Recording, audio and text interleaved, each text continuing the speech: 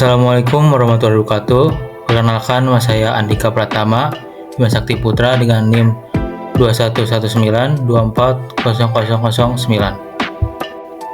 Jadi di sini saya akan menjelaskan mengenai mekanisme masuk dan keluarnya material sel serta struktur dari membran sel. Sebelum ke materinya, mari kita membahas dulu apa itu membran sel dan strukturnya. Jadi, membran sel yaitu merupakan lapisan pelindung yang membungkus isi sel. Lapisan ini terdiri dari dua susunan fosfolipid yang di dalamnya terdapat protein, kolesterol, dan karbohidrat. Fungsinya adalah mengatur keluar masuknya zat, menjaga bentuk sel, serta menerima rangsangan dari lingkungan luar.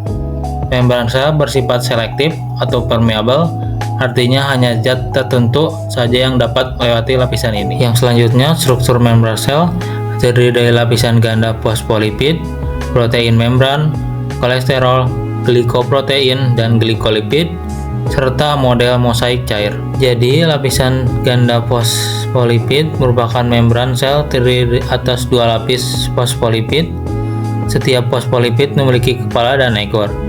Kepala fosfolipid bersifat suka air atau hidrolifik, sedangkan ekornya tidak suka air atau hidrofobik. Kepala fosfolipid menghadap ke arah luar dan dalam sel, sedangkan ekornya saling berhadapan di tengah. Susunan ini membuat membran sel bersifat lentur, kuat, dan dapat menjadi pembatas yang selektif. Selanjutnya, protein membran. Di antara lapisan fosfolipid terdapat molekul protein. Ada yang menembus seluruh lapisan atau protein integral, dan ada yang hanya menempel di permukaan atau protein perifer. Protein ini berfungsi sebagai jalur keluar masuknya zat, menerima sinyal dari luar, dan membantu proses pengenalan antar sel. Terdapat dua jenis protein integral, yaitu menembus seluruh lapisan membran, berfungsi sebagai saluran atau ehanel atau pembawa atau karier. Sedangkan protein perifer menempel di permukaan luar atau dalam membran, berfungsi dalam mengenal sinyal dan dukungan struktur. Selanjutnya, kolesterol. Molekul kolesterol tersebar di antara fosfolipid.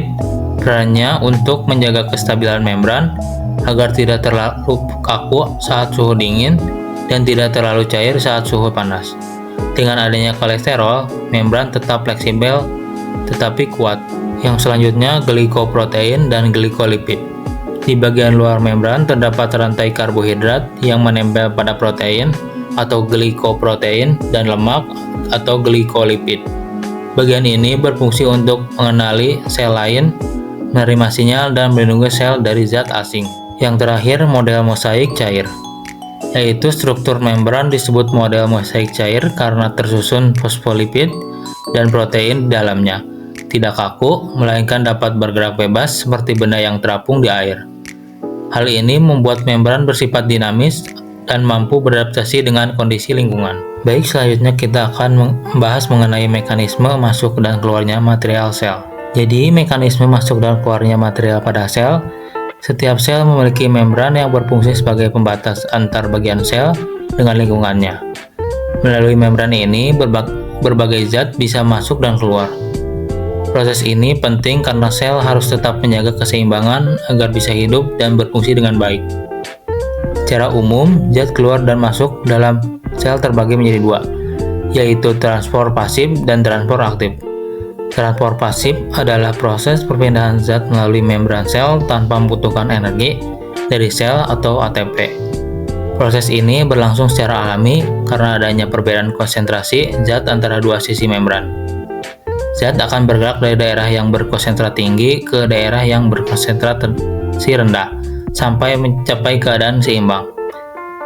Jadi, transportasi pasif memiliki macam-macam, yaitu yang pertama, difusi sederhana, difusi terfasilitasi, dan osmosis. Difusi sederhana terjadi ketika zat dapat menembus langsung membran tanpa bantuan apapun. Biasanya zat yang bisa berdifusi langsung adalah zat berukuran kecil dan tidak bermuatan, seperti oksigen O2H dan karbon dioksida CO2. Contohnya, oksigen dari darah masuk ke dalam sel karena kadar oksigen di luar sel lebih tinggi dibanding di dalam sel. Difusi terfasilitasi, yaitu beberapa zat tidak bisa menembus langsung membran karena ukurannya besar atau bermuatan. Zat tersebut memerlukan bantuan protein pembawa atau saluran khusus di membran sel. Contohnya, glukosa masuk ke dalam sel melalui protein pembawa karena glukosa tidak bisa melewati lapisan lemak pada membran. Yang terakhir, osmosis, yaitu perpindahan air melalui membran semipermeabel dari larutan yang encer ke larutan yang lebih pekat. Contohnya, air masuk ke dalam sel tumbuhan melalui membran plasma, membuat sel menjadi lebih segar dan tegar. Yang selanjutnya kita akan membahas transport aktif, yaitu proses masuk atau keluarnya zat dari ke dalam sel yang memerlukan energi. Energi yang digunakan biasanya berasal dari ATP. Proses ini terjadi karena zat yang dipindahkan berlawanan arah dengan perbedaan konsentrasi, yaitu daerah yang berkonsentrasi rendah ke daerah yang berkonsentrasi tinggi. Transfer aktif dilakukan oleh membran sel dengan bantuan protein pembawa dan pompa khusus yang terdapat di dalamnya. Karena melawan arah alami perpindahan zat, maka sel perlu mengeluarkan energi agar proses ini bisa berlangsung. Selain itu, transfer aktif juga terjadi pada penyerapan ion mineral oleh akar tumbuhan dari tanah yang kadar mineralnya lebih rendah dibandingkan dengan di dalam akar sel. Kesimpulannya yaitu masuk dan keluarnya zat melalui membran sel terjadi agar sel bisa tetap hidup dan bekerja dengan baik. Zat dapat masuk atau keluar dengan dua cara, yaitu secara pasif dan aktif. Pada transfer pasif, perpindahan zat tidak memerlukan energi karena terjadi dari konsentrasi tinggi ke rendah. Contohnya seperti difusi terfasilitasi, dan osmosis.